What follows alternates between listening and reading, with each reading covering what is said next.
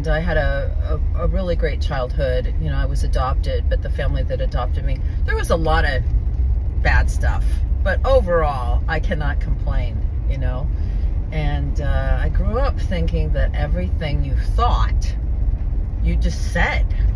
Anything that crossed through your mind came out my mouth, you know. Every time what I thought, I said.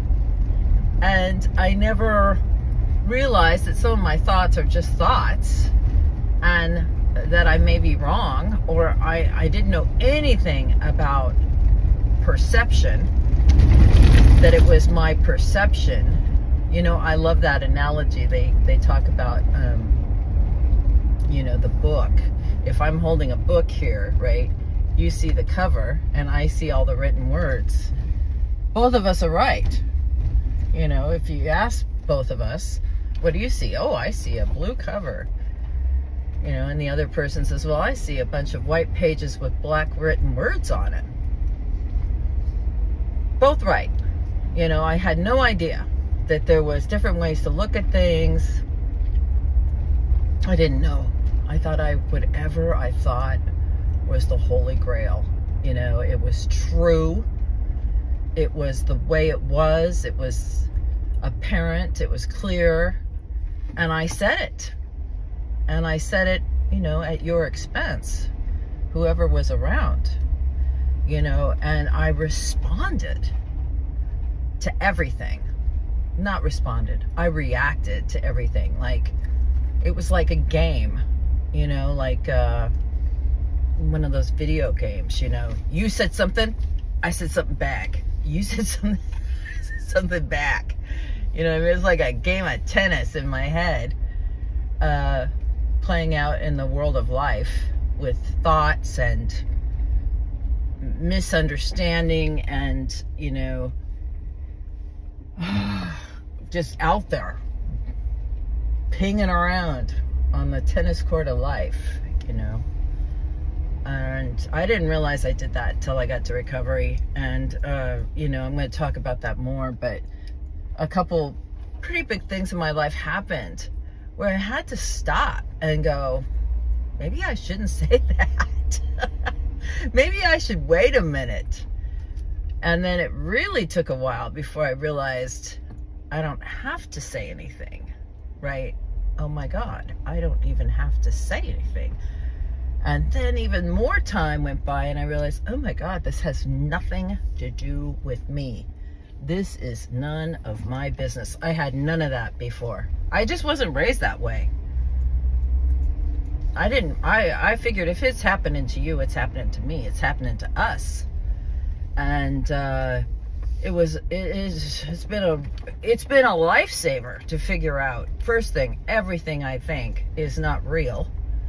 It's just a thought, and it's come up or been derived from my past experiences, and that I definitely don't need to say it. I don't need to tell people, and you know, I don't need to act on everything I think, you know. I don't need to. I don't need to react to everything that's happening in the world. I can actually stop. And one of my favorite sayings is watch the show. Don't be the show. You know, these things in the world that are happening, you know, even at the grocery store. I'm on my way to the grocery store, so that, you know, it's on top of mind. But, you know, things that are happening would be happening if I wasn't at the grocery store. You know what I mean? The people that are at the grocery store right now are doing their own thing. They don't even know that I'm on my way there. You know, it's not like they're all stopping and waiting. Okay, everybody wait till Karen gets here. And then we're gonna, you know, do our thing and see how she responds. No, this is all happening. And I am just watching the show, right? I don't need to get involved in everything that's going on unless I want to. You know, people work things out. People at the grocery store that don't have enough money to get through the line or have too many items in the 15 item only lane,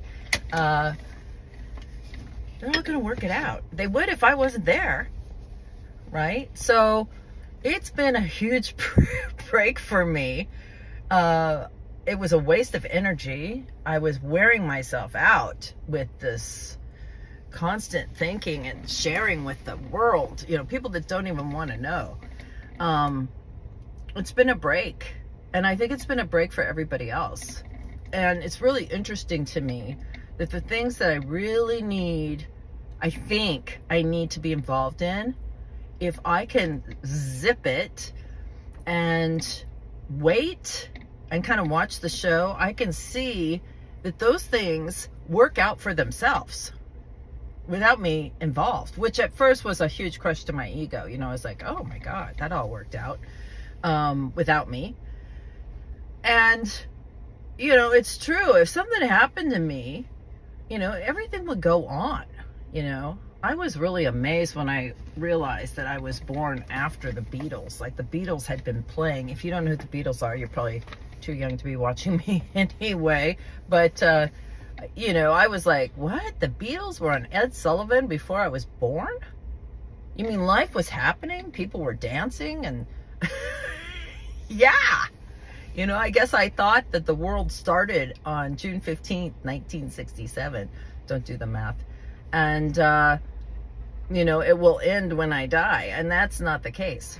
Everybody is going to be okay. And everybody's okay right now. And I can actually just enjoy my spot on the planet. I'm going to go in right now and get my coffee.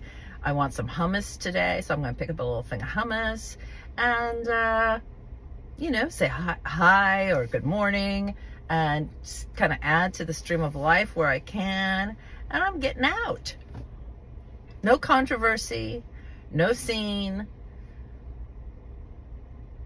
Just, in the moment. And I think that's the way life's intended.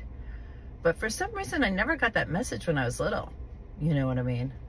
So I'm just really, sharing my thoughts today on my way to pick up my Starbucks at Ralph's and enjoy my beautiful day.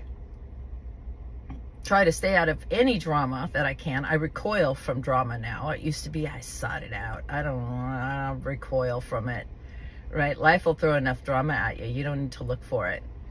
And that's it. I just want to say, love you. Have a great day. And don't forget about my podcast tomorrow. Okay? Courage to Change.